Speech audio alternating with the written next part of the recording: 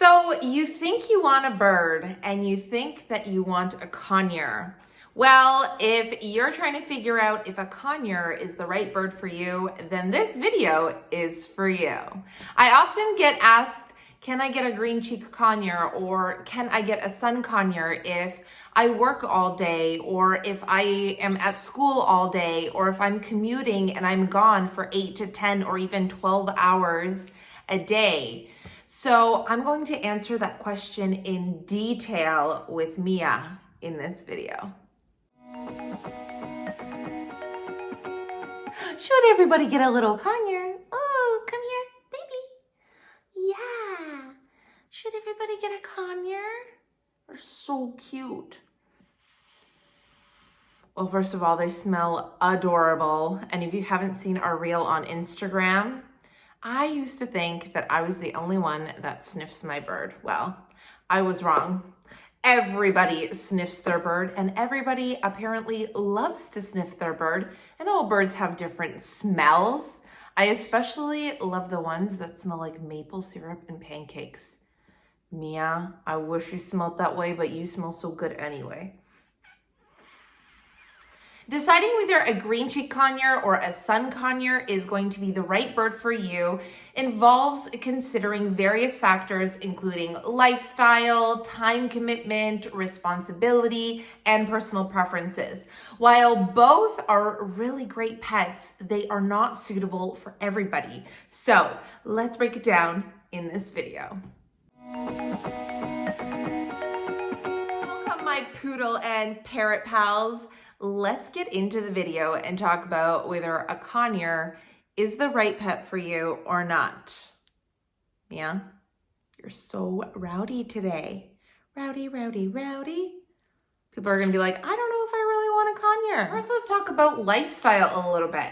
Conures in general, whether it's a Green Cheek or a Sun Conure, are very social birds and active birds. And they require regular interaction and mental stimulation.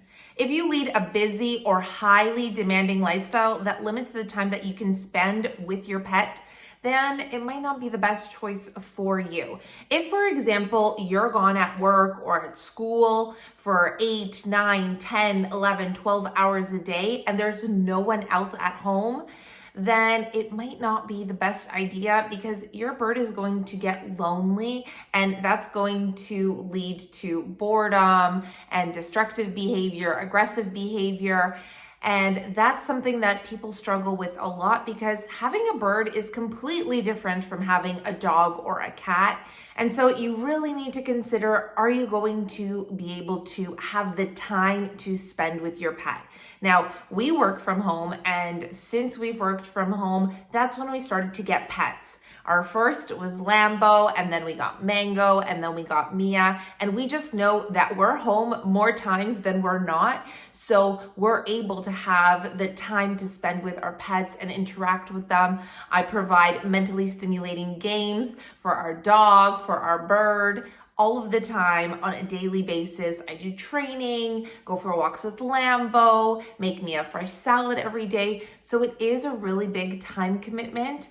And you also need to make sure that you're dedicating the time to research how to care for your bird, what your bird's needs are, how to read their body language and understand their sounds, what games to create for them, what toys to get, what's the right size cage, what diet do they need, and all of these different things. So it does take a really big time commitment.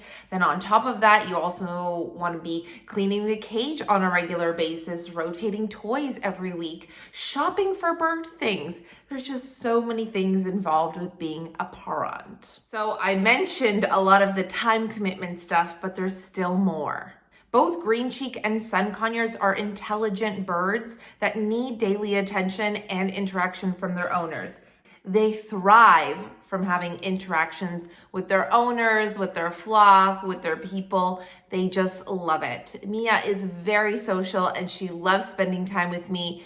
And you probably already know, if you've been watching our videos, that she's very social, she's very lovely. So they thrive on companionship, and if they don't have it, then they can become bored and lonely, as I mentioned, and that can lead to all kinds of behavioral issues.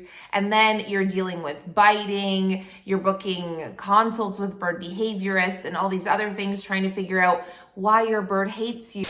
And then you're spending time wondering why your bird hates you, and we don't want that. But if you work all day, and I mean, there's lots of people who commute to work in the morning and then they work an 8-hour day and then they commute home, and they do have pets and they have birds and they make it work. But if there is other family members or roommates that you have at home that are going to interact with your bird, then that might be an option for you. And socializing your bird from the beginning is a really good idea, because you want your bird to be social and able to handle changes and other people and just be comfortable with other humans, especially when you're not around, because you don't want them to over bond with just you. So socializing them with other people is going to be great. And depending on your work schedule or your school schedule, you can adjust your bird's routine or schedule and sleep schedule to yours. So even if you work nights, for example, you can just change your bird's schedule to match when you're sleeping. The most important thing is that they're getting that 12 hours of dark interrupted sleep time. And that doesn't matter whether it's during the day or during the night, but it is always better to offer it to them during the night, because that's when everything is really quiet and dark. But it is possible to adjust their schedule and just have a routine that's kind of consistent but inconsistently consistent, if that makes sense. So you want your bird to be able to be adaptable, because we can never predict what's going to happen in our lives. So we want to be consistent with certain parts of the routine. For example, having breakfast and offering that fresh chop in the morning when they're hungry, and bedtime and their sleep schedule. But other things can be inconsistent so that they are adaptable to different things happening, or even your schedule or routine changing, or new things happening. And when you are home, you want to make sure that you're spending quality time with your bird or with any of your pets. And with your conure, it's going to mean training, it's going to mean enrichment and foraging and games and positive interactions with you, and maybe some snuggles, but only on the head and neck. And you also want to make sure that when you are at work or you are at school or out of the house, that you have a large aviary or a big cage for them, so that they have this space to move around and play and frolic and climb and stretch their wings, and make sure they've got lots of toys and fun things to do. So you can weave veggies throughout the cage bars, which is something that I like to do. Stick in some broccoli or get some carrot and like slice it really thinly, and you can weave it through the bars, or you can hide nuts inside of their toys so that they have something fun to do, and also have a couple of different options of those toys so that they can find something that they like to destroy and keep their beaks busy. And you also want to make sure that you're changing all of those toys on a regular basis so that they don't get bored. A spacious cage and supervised out of the cage time are essential for their physical and mental well-being. And you're also going to want to invest in some bird stands and things for your bird to do when they're out of the cage, right? Now, conures are very vocal, and they can be loud, and they have lots of different sounds and squawks and calls that they do throughout the day for different reasons. So learning those is going to be really important so that you can understand what your bird is trying to communicate. But if you prefer a quieter environment at home, or you have neighbors in close proximity, or you live in an apartment, or you need laser focus when you're working from home, or you do a lot of Zoom calls, then a conure or a parrot just might not be the best option, but it really depends on your situation and your personal preference. And they can especially be noisy at night when they're going to bed, or even in the morning or throughout the day. So if you live in an apartment, I would recommend a Green Cheek over a Sun Conure, but it also depends on your neighbors and where you live. Or if you're really noise sensitive, then a conure or a parrot in general may not be the best option for you. Lifespan. So this is a big one because conures can live 25 to 30 years in captivity when they're healthy and they're well taken care of. So that means not only is it a daily time commitment, but it's a long-term commitment. So you're in this for the long haul. So that's why it's really important to take all of these things into consideration in the beginning, because you're in this for the long run. Am I right, Mia? That's why I also mentioned that it's important to teach your bird to be adaptable, because we never know what can happen and they live for a long time, and sometimes parrots can outlive their owners. So it's also important to have a plan in place and know where your conure is going to go, or your parrot, just in case something happens to you or something changes in your life. And with that, you need to consider that in case you do switch jobs or you need to move or anything that might come up, that you're going to stay committed to your bird, because birds are rehomed so often. They're, I think, one of the most rehomed pets. And we just want to make sure that we're avoiding doing that and causing them more stress. Which brings me to my next point, and that is a financial responsibility. So conures do cost a bit of money, not just the bird itself, but all the things that we need to get. Their food, their pellets, their treats, the bird stands, the cage or aviary, the toys, the perches, the food bowls, the water bowls, the ropes, the avian vet visits, and just all the other things.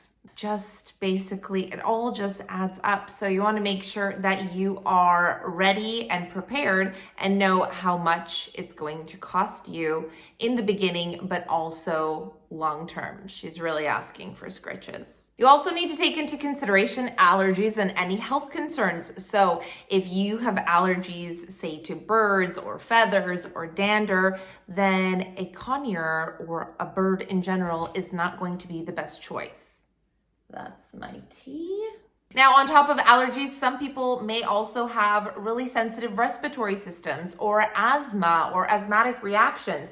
So that's also something to consider before bringing a bird into your home. The next one is dietary requirements. You want to make sure that you're educating yourself on what they need to be eating to make sure that they don't have nutritional deficiencies, that they're healthy, and that they don't develop behavioral issues, because those can be stemmed from diet as well. I talk about diet all the time because it is so important, and feeding them a whole fresh food diet filled with lots of veggies and some grains and legumes and some good quality pellets or nuggets like the ones from Harrison's are going to be really beneficial to them. Because if you make the mistake of feeding them an all-seed diet or fruit, or making their main diet just seed and fruit, that's a very high fat and high sugar diet for a captive bird that isn't foraging and flying and exercising in the wild all of the time, because even wild birds don't eat that much fat and sugar. And that's when health issues and behavioral issues can happen. So really educating yourself on your bird's diet is also going to be something that's going to take time and effort. And the last one is going to be personal preferences. So some people prefer a quieter, smaller bird, and others might prefer an animal that is fuzzy and furry. And that's going to be completely up to you. But others might really like a conure's outgoing, social, loud personality. I think that conures really match with my personality, and that's maybe why I love them so much, because I am a really extroverted, loud, crazy person, and I love that. And I love that I can goof around with my conures and have fun with them and sing and dance and just have all these cute moments as well. So it really depends on your personality and if you like the characteristics that conures have. It is really important to choose a pet or a parrot that's going to match with your preferences and personality for a harmonious relationship. Another thing to note is that conures and parrots can be really messy. They are really messy. They're messy all day. They're messy when they eat. They're messy when they play. They're just mess creators. And if you don't mind cleaning up on a regular basis or living in a little bit of a mess, then it's going to be a great pet for you. But if you really don't like mess and you don't like poop everywhere on everything, like your couch, your desk, your chairs, your countertops, your clothes, etc., etc., etc., then a conure is not going to be the right choice for you. And also take into consideration that they also get moody. They're not like dogs where Lambo is just happy to see us all of the time. Mia can get moody, or Mango too, and they get hormonal, and we need to understand these changes and how to help support them through it. That's why I mentioned in the beginning that educating yourself is going to be really important, and you always have to supervise them because they really are like flying toddlers. All in all, with a conure or any type of pet, it's going to take time, effort, research, dedication, understanding their needs, and making sure that you can provide them with a suitable environment and care for their entire lifespan. I hope that this video gave you some valuable insight and helps you to make an informed decision. So that's it for today, my poodle and parrot pals. We hope that this video was helpful for you in deciding whether a conure is the right pet for you. Don't forget to like this video, comment, and subscribe for the goodest vibe. And we'll see you guys in the next video.